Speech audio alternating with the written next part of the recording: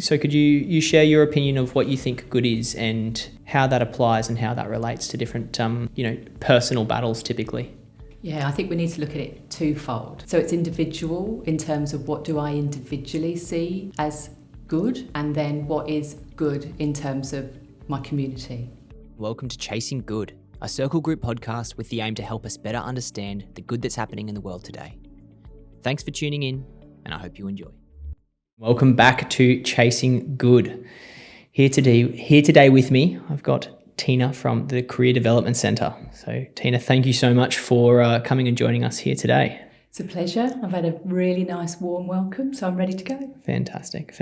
So look, I'd like to start off as we always do I'd like to get an understanding of, I guess, for yourself, a bit around your background, why you're here today, and where your professional experience can really help us understand more about the concept of good and how it applies to your specialised area of specialisation. Yeah, okay. So 30 years in mental health services, in and around mental health services. So I started my journey in 1990 when I worked at an old Victorian asylum. So in those days in the 90s, there was so psychiatric hospitals were separate from general hospitals. They were quite intimidating places, and I worked at the local hospital there for years. The reason I entered working in psychiatric services was I had a friend whose mother died by suicide, and it was a very close friend, and I was curious. It was quite the adventure at 17 to go into an old Victorian asylum for a job, but I never left.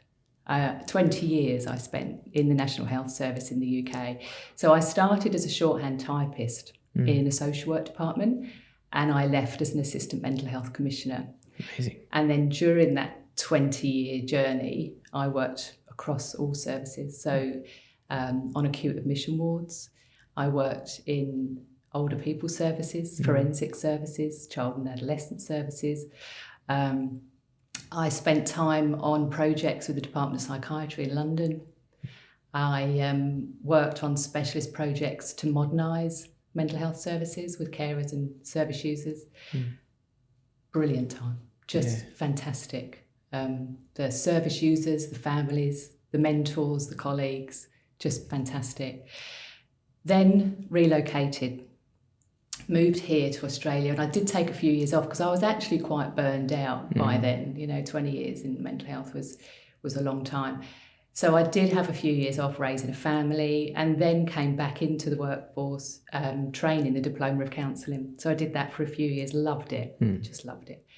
Then we established the Career Development Centre and Mentally Well Workplaces because work impacts our mental health so much, either because it's a toxic work environment or because we're not working and we need to work.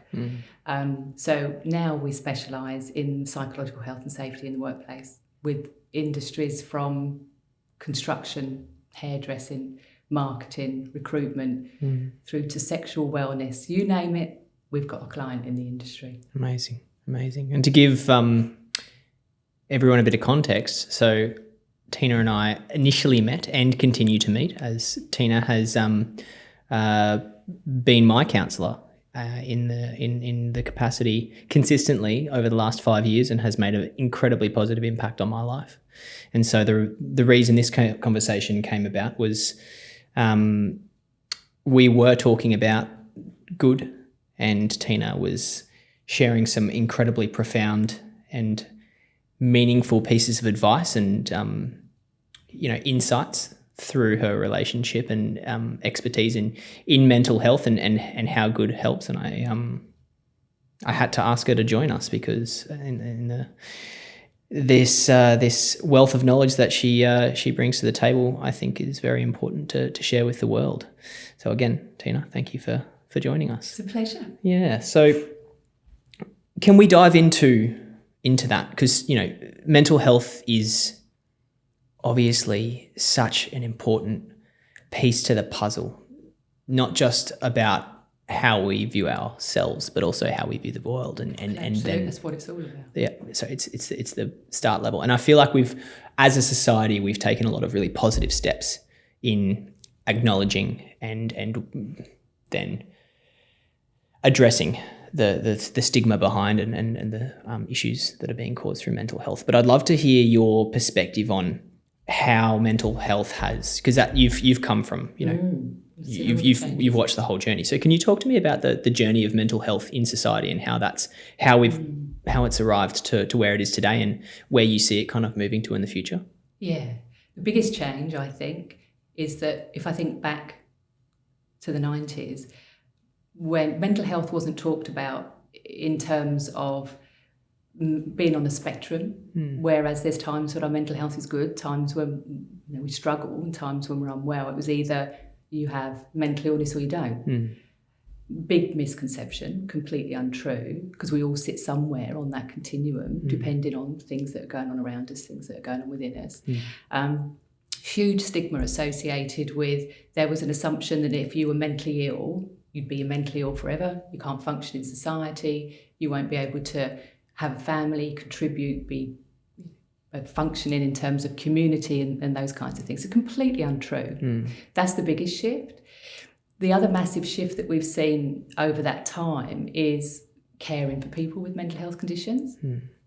So there was a time when it was either you went into the psychiatric hospital and you didn't know if you were going to come out again, and medication was the only answer for most things. And again, not true at all.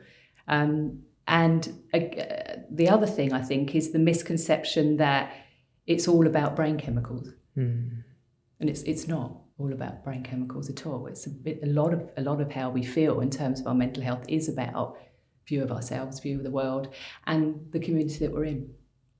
Incredible.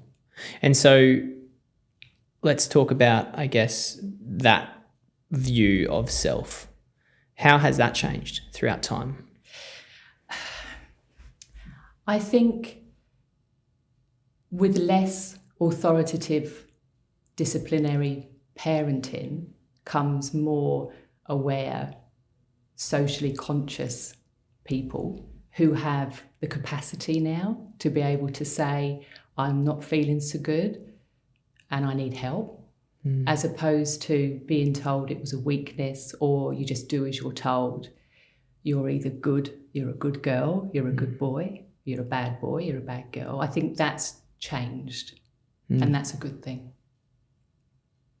Absolutely. It's funny because that the concept, I hear that, and I think the snowflake generation, right?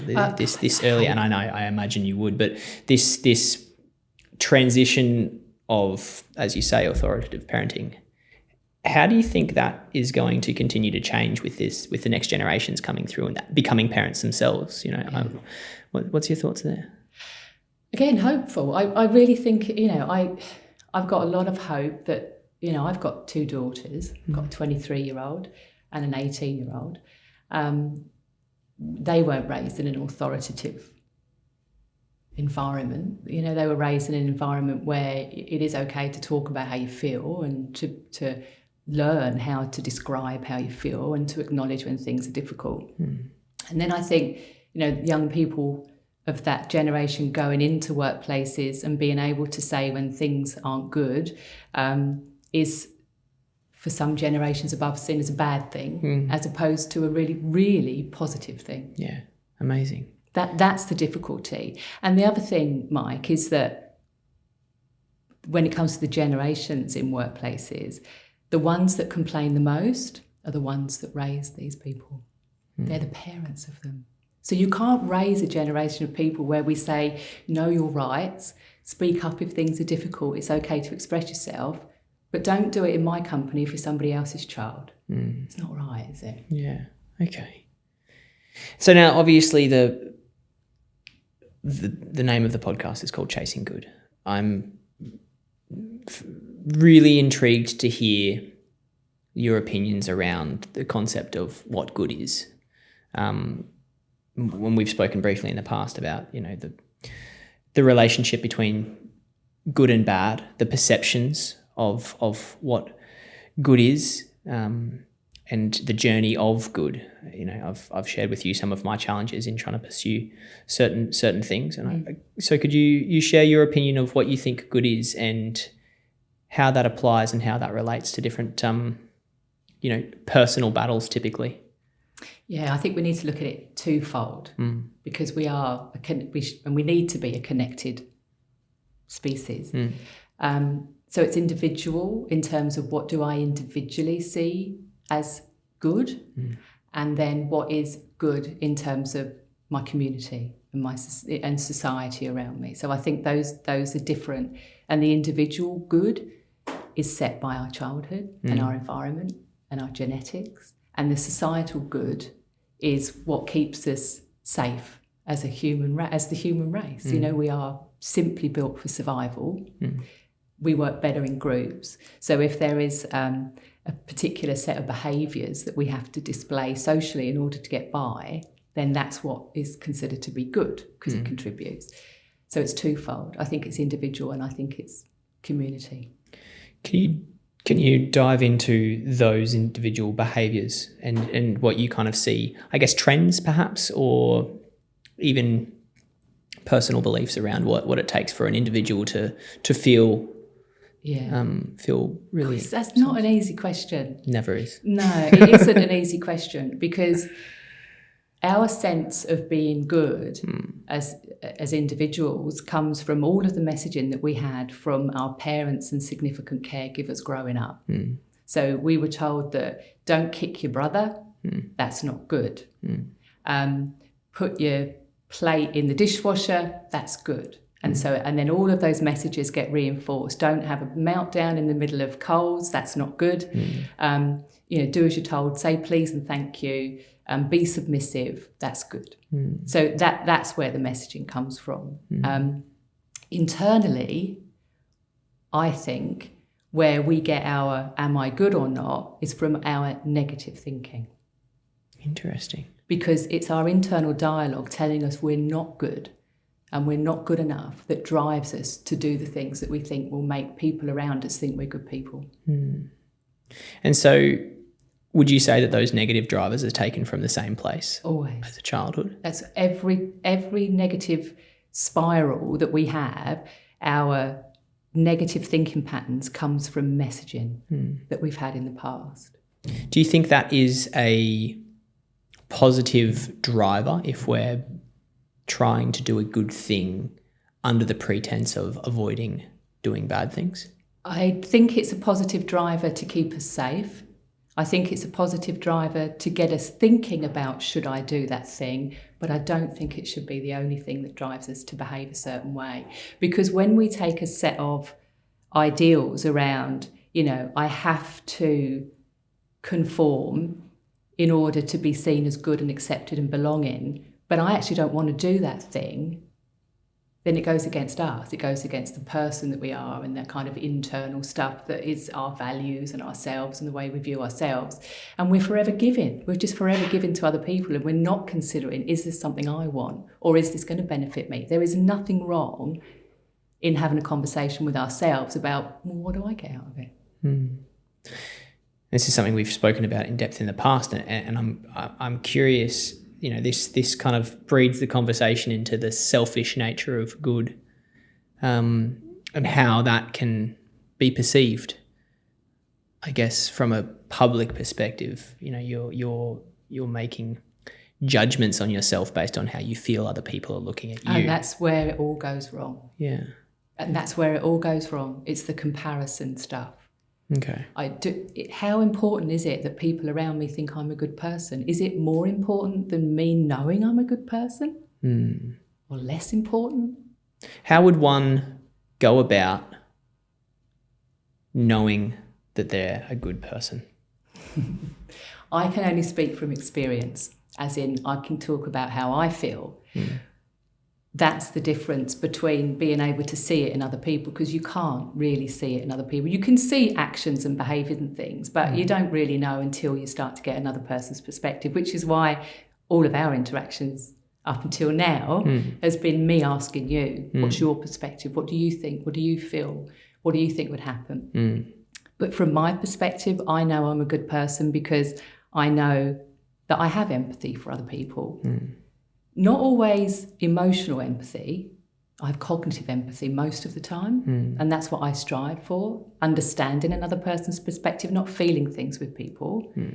And I know I have that ability. I'm very proud of it. It's something that I've honed. It's skills that I've honed over the years, that ability to connect emotionally with somebody on a cognitive kind of level. And I feel good about the work that I do. I feel good about the fact that I give space to somebody, whatever's going on, for them to solely talk about themselves. Because we grow up being told, don't put yourself first, don't be selfish. Well, actually, we need to do that. We do need to do that. It's healthy to do that. That's how I know I'm a good person. Amazing. There's a couple of things I'd like to touch on there. Firstly, cognitive empathy, an incredible term.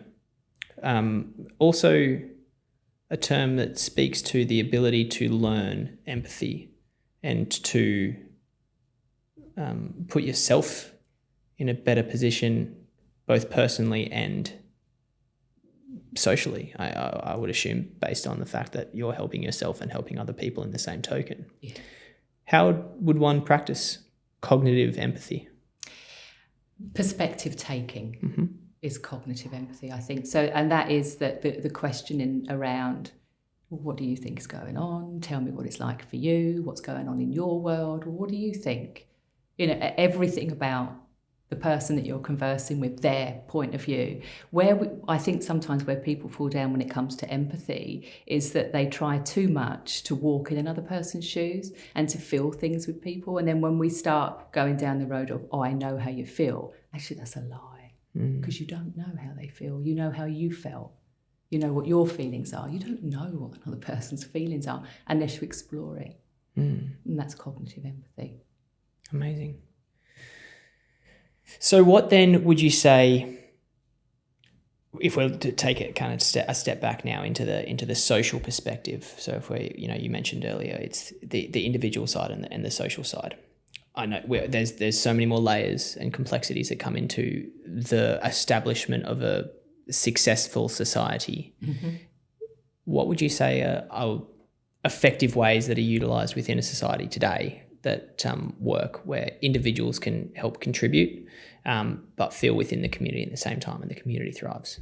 I think we do it every day at work to start with. So I think it is the social connectedness that we have. It starts with family, how we are. And family doesn't have to be traditional. Families come in all shapes and sizes. So it's that family contribution, sense of belonging.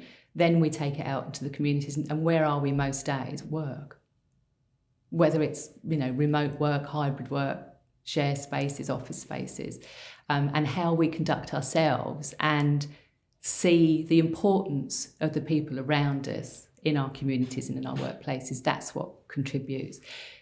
I think the biggest flaw that we have is a lack of equality, like a lack of understanding the importance of the people around us and how we contribute, but there is a lack of seeing people, whatever walk of life, as equal. How do we get past that? Well, it's not easy, because we are inherently built for survival, and part of that is moving up the hierarchy, and not necessarily in traditional workplace hierarchy, but moving up the hierarchy in society. So the strong ones survive, the middle ones follow, the weak ones fall off the end. So it's hard to do it because we are kind of hardwired to do that, pass judgment on people, see ourselves as better than. But I actually don't think it's insurmountable for us to actually view everyone that we come across as equal to, not lesser than, or I'm more superior, or they're more superior. And this is where your comparison thing comes into it. When we start comparing ourselves to other people, what we're doing is making ourselves inferior. And then on the flip side of that are those people that walk around thinking that my contribution to the world is bigger than the next person's because I drive a nice car, I've got a nice house. Do you think that is typically to do with the perception of contribution to the world or contribution to self? Self First and foremost. It's funny, I might have mentioned to you, I have this, dialogue or diagram, I should say, where, you've got self in the middle, and then you've got lift yourself, and you've got your family, and then you've got your family and you lift, and then you've got your workplace, and so then you've got your community, and then you've got your environment. You can lift from the middle and help everyone around, and you want to try and impact as many people in the process of lifting yourself.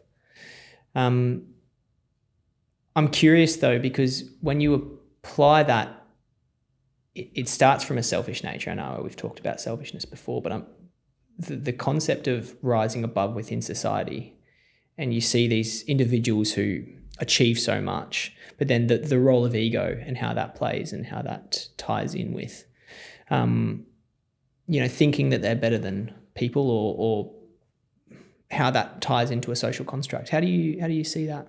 Well, we all have an ego, and there's nothing wrong with that. Some obviously inflated more than others, but then often that's maybe a mask or what we put out, a persona put out to the world. We can't avoid that, but we can be successful and still be good and decent and take others along with us. I don't think we have to kind of drop. I don't think we have to kind of drop our natural desires to achieve things in order to continue to be good. Yeah. And where do you think, I guess, the concept of good is going to shift to in the future? Far out. Because we're moving so quickly. Yeah, I don't want to answer that question. Yeah. I want to change the question. Fair. And I want to change it to the good enough. Yeah, okay. Because I do think that, again, when concept of good, in my mind, I'm kind of seeing Mother Teresa. Mm-hmm. And I can't ever get there. You can't ever get there. We are just normal human beings. Mm. So I would like to encourage people to strive for being good enough. Mm.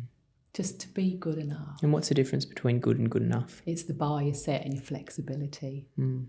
So if I was, often I have people come through the doors through EAP where people quite proudly describe themselves as perfectionist. Mm. My heart sinks a little bit. Mm. And I think, oh man, you're just setting yourself up for misery. Mm. Because, if you set yourself a bar, I have to be good, I have to be perfect at everything and never make mistakes or never falter or never, I'm never flexible.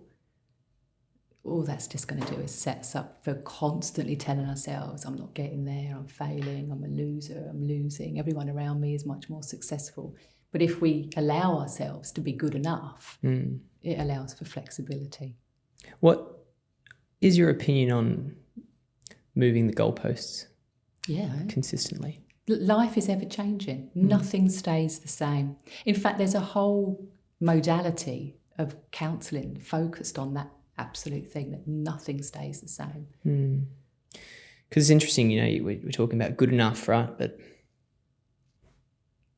so would that then relate to you set a goal, you achieve a goal, you set another goalpost, you move the goalpost to achieve more. Would that is that applicable in this scenario? Absolutely. I mean, if we're looking at goal setting for our own lives, where we usually go wrong is the goal's too big. It's too big. And what we need to consider is small, manageable steps. And then along the way, we might need to shift because we don't know what other things life is going to throw at us that's going to require us to adjust the goalpost. So definitely, we need to be flexible. And what is I know you say small manageable goals as opposed to big goals. How would one have a big goal that they achieve? Like the counter argument I'm kind of seeing there is, are you not setting the bar too short if you're saying good enough? You know, would you say the people who have made significant impact in civilization throughout history, who have reached big goals, do you think they've done it through small goals, or do you think it's been? Well, yeah, potentially. So if I had a goal that I was going to run 10 Ks a day, I couldn't start today because I'd be buggered. There'd be no chance. But I could, in terms of my small manageable steps to get there, I could start by walking for an hour, and I'll do that for 5 days. And then after 5 days, I'm going to start running for 10 minutes a day, and then the rest of the time I'm going to walk at a fast pace. So I build myself up to the 10K run every day. I can't go straight to the 10K without doing some work, some preparation prior. That's discipline, isn't it? Exactly. Yeah. Now I'm going here, don't you? But that, why can we not be flexible with our self-discipline too? The theme that you've maintained is fundamentally about being kind to yourself. Definitely. How could any person every single day practice being kind to themselves? Can you think of a few tips that you could give to? Listen to your internal narrative. Yeah. What is it that you're telling yourself every day? Not necessarily, sometimes it's not specific things, but the theme. What's the theme that runs through your mind every day? Because there will be automatic negative schemas that run through your mind. Everybody's the same, that run through your mind every day. What are they saying? I'm not good enough. I'm never going to get there. I'm not as successful as other people. I don't know why I'm bothering. Nothing ever goes my way. Everybody else is much better than I am. If these are the kind of negative automatic schemas that you've got running through your mind, because we're designed for that.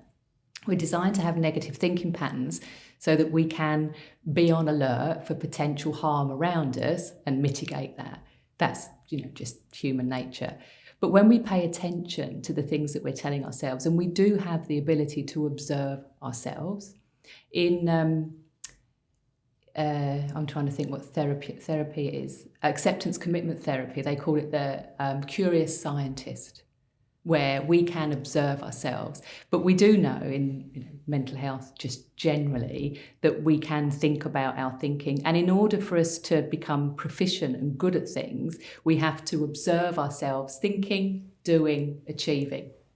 Thinking, doing, achieving, done it, then it's automatic. Good, I don't need to think about it anymore.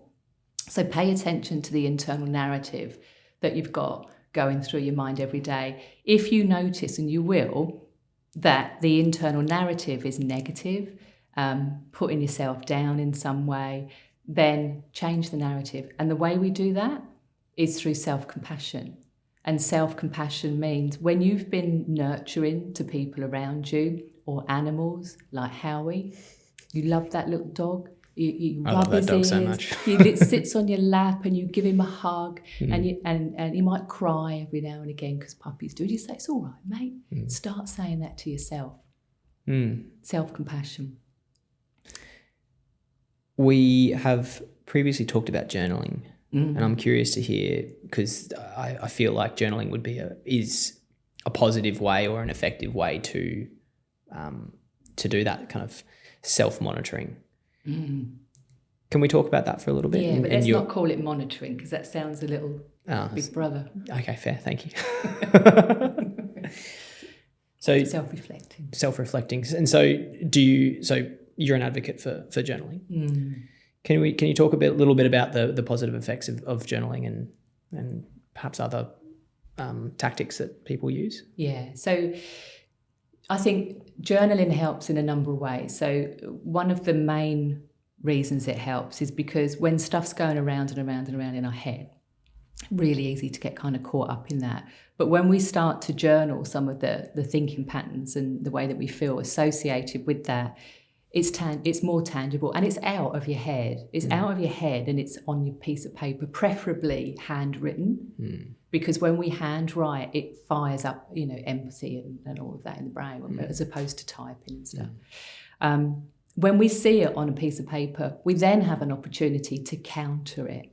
So if what we're seeing written down is, the constant kind of, I'm never going to reach my goal, I don't think I'm good enough because, and then we attach things to it, we've then got an opportunity to really counter those negative thinking patterns and challenge it. Well, actually, I am doing well because this is what I've achieved today.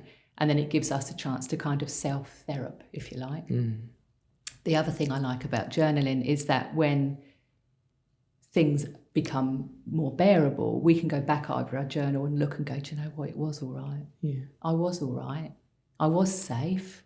The things that I was worrying about, maybe I was catastrophizing or sensationalizing or viewing it from a really negative viewpoint, when in fact it was safe and I did cope, and these are the things that helped. I'm curious to understand what you believe the differences between, work with me here, so good and great and just okay and good enough. Because there's so many, the reason chasing good, right? Because it could be chasing great, but it's not chasing great. It's chasing good because for similar reasons to good enough, I guess, a net positive that we can create for society. Understanding those differences. And so, but you can also have a net positive from just okay. Yeah. How would one define, I've done great today? Today's been a good day. Today's been a great day.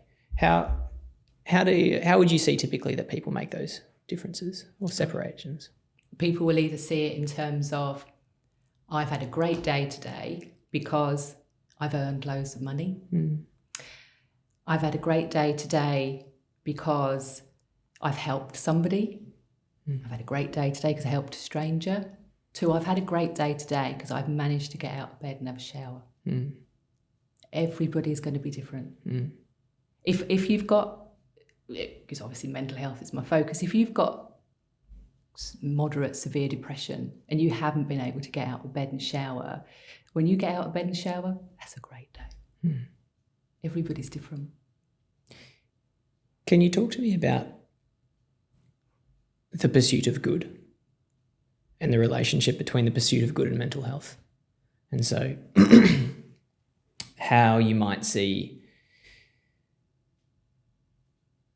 people, I guess, and when I say the pursuit of good, I guess it's more related to having purpose in your day.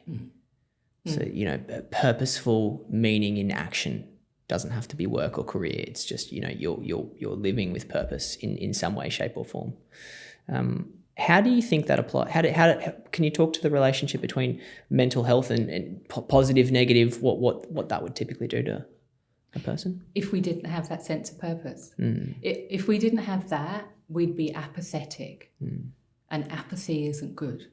Apathy, if I may swear, feel free to edit it out, but apathy is, I don't give a fuck. I don't give a fuck if I've showered. No, I don't give a fuck if I'm going to go to work. I don't care. Apathy is really not a good state for us to be in, because when we're apathetic, we have no motivation, no drive, no care for ourselves or for others. We have to have a sense of purpose every single day. We do. We just can't. We can't get by without that. Okay. And so I guess apathy ties into I would see apathy as a negative place. But having that purpose is different. It's not black and white though, right? There's varying degrees of purpose. How can somebody find purpose in seemingly unpurposeful activities? Who determines if it's unpurposeful then? Well, how? Society. I'm watching Netflix. What's wrong with that? Yeah, I know, I agree, right? But if it's not necessarily productive, we're going back to the community sense. If it's not necessarily productive to the wider community, it's therefore not necessarily purposeful. But it is. How? I think that's about reframing. So if I want to give to my community. I do, really do. But part of that requires me to give myself permission to go, it's a Netflix day today. I'm only going to focus on staying warm, hydrated, not being hungry, watching Netflix. And that is so that I can replenish and then go back out and give. That's very fair. And that's what we don't do enough of. Rest and recovery. Yeah, we don't do enough of permission giving to be self-focused. It seems to be seen as what we're potentially edging towards is that being self-focused at times is a negative thing, and that it is selfish. And it isn't. What about being? Can we look at the self-focus thing? And I know I've kind of talked to this already a little bit, but can we dive a little bit more into ways that people can self-focus? So what are the, we've got mental health addressing that. And I actually, interestingly enough, I heard the term mental fitness. It might have been Simon Sinek that said it. I'm interested in that. Like what are ways that we can look at ourselves intrinsically to help improve typically ourselves to help our wider community too. Yeah. So the basic stuff we have to address first. And that is sleep-wake cycle. One of my favourite topics. So we do have to address, with the basic stuff, sleep-wake cycle, nutrition, moving around more. So those things, people yawn at, literally, with the sleep thing. But we need those three things definitely to be addressed. In addition to that, we need to look at, there are two main pillars of mental wellness. One is autonomy. So what control and autonomy do I have over my life, or do I feel I have over my life? And the other is social connectedness. So we need to look at that too, in terms of where are my foundations and pillars? Are they good at the moment? Or is there something I might need to change and adapt in my life in order for it to be good? The other thing is, it is okay to chase the feel-good chemicals and hormones. In fact, it's a good thing to chase them. Things like serotonin, oxytocin, those kinds of things, hugging our families, hugging people that we love, friends, that kind of connectedness too, and doing things we enjoy. That is essential to mental fitness and staying mentally well. And that, I think, is where we might be falling down, because we're told not to focus on doing things that we enjoy, but to constantly give. Does that then assume that constantly giving, as an example, right, I feel good when I give? It is a good feeling. But it's not necessarily the good feeling, is what you're saying. We need all types of feelings. Yeah. And there aren't good feelings and bad feelings. There's not good emotions and bad emotions. Even then, we're judging ourselves unfairly. There's a very famous psychologist called Susan David who talks about this really well in terms of how we judge our own feelings, good feelings, bad feelings. They're just feelings. But we want to feel good, to do things that we know are going to lead us to feel good. But if we're constantly chasing that, we're setting ourselves up for feeling inadequate. Can't feel good all the time. Accepting the bad. It's bad, it's going to come. It's a guarantee, isn't it? Absolutely. And again, I can't remember who it was who said it. I have no original material myself. Nonsense. But the bad is really what gives space for the good times to feel good. But the thing about that too is that because we are designed to focus on the emotions and the feelings that we consider to be negative or bad, people always talk to me constantly, of course, about I feel stressed, I feel anxious, I feel sad. But I can guarantee you, even in our lowest times, there's snippets of the day where we don't feel like that.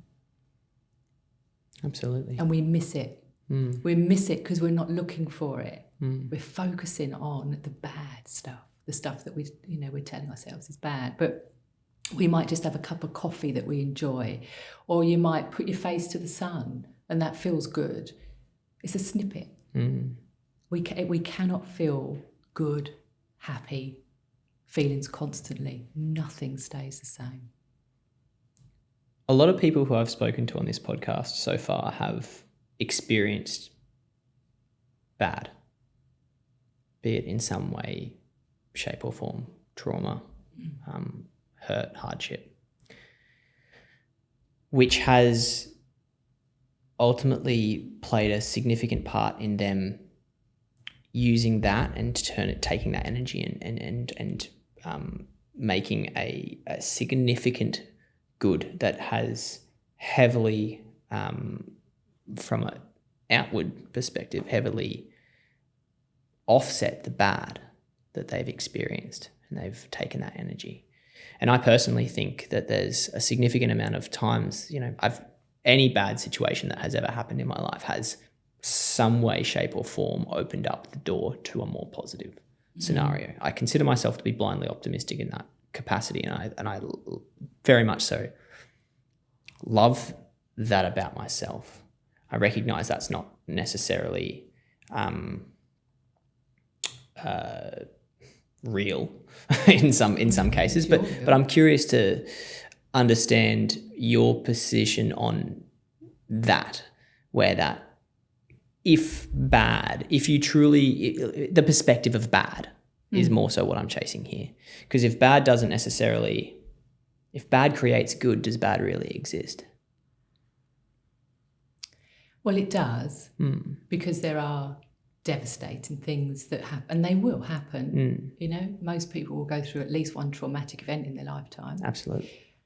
The good news is that most people recover very well. Not to say that you don't integrate the experience into your life, but we don't forget. But we do move through trauma.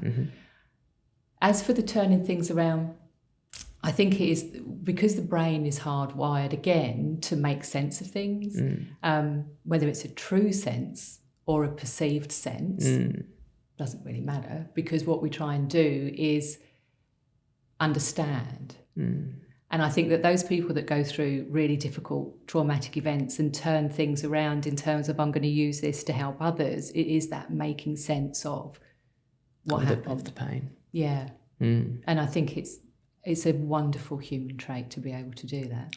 But that isn't to say that those people that have gone through trauma and kept it private are not as great, because they are. Absolutely. It's just that I think that's the driver. We try and make sense of things in our mind. We try and... In your own way. Yeah. Fascinating. What are the things that you see that the world needs today? Oh, God, so many things. If you can try and... I'm going to make it small and manageable. Absolutely. So I think, and I'm going to relate it back to the work that we do currently in mentally well workplaces, start listening to the younger people that are coming into your workplace, because we've got everything from baby boomers to Gen Zs now in workplaces. There couldn't be a bigger divide. But what I see a lot when I go into workplaces to deliver training and that kind of thing is this really horrible viewpoint that the young people that are coming into work now don't know what struggling is, because they were never beaten by their parents. They never went through the kind of... Why would you want to inflict that onto... why do you feel that people coming into workplaces now, the younger generation, are lesser than because we protected them from traumatic experiences? It makes no sense. So in workplaces, I would like to see the younger generation listen to a little bit more in terms of how they view what work should look like, what purpose really is, because young people want purposeful work. They got the answers, I reckon. And the other thing is to listen up the generational train too, so that there is an opportunity for all to be seen and heard. The other thing I'd really like to see is everybody shits on social media all the time. There's some good stuff on social media. I actually think that the digital space is going to be really important for mental health care. I do. And I know that there's research into it and money being put into exploring that. So I think that's a really good thing. Other than that, I can't look any bigger because I'm not a big picture person. Well, I think everything that happens big starts from somewhere small, and the inclusivity of what you're talking about. That's what it's about. That's what it's about. Massive impact. Stop looking down your noses at people all the frigging time. Yeah. You know, stop thinking that your generation is better, or that your sexuality is better, or that your gender is better, or your view of the world is better, or your political view is better. It isn't. It just isn't. Is that self-awareness or is that lack of empathy? I think it's just inbuilt in us. I do. I think it's inbuilt. And I do think, and again, that comes back to a which camp do I belong in thing as well. And we are tribes people at the end of the day. Yeah. You know, we survive in tribes. And so what, you know, we potentially buck in the trend by saying, you know, look outside of your tribe, look to other tribes and invite other tribes in. So I know that does go against a little bit the way that we are designed. But I think that's where the progress lies. Just to stop looking down on people constantly. Incredible. Tina, I can't thank you enough for taking the time to chat with us today. It has been an incredible conversation. I feel like, as expected, I've learnt an incredible amount, and I have absolutely no doubt that our listeners will have taken quite a lot from it too. So thank you so much for joining us today. It's been an absolute pleasure. My pleasure. I could have kept going. Thank you. Thank you so much.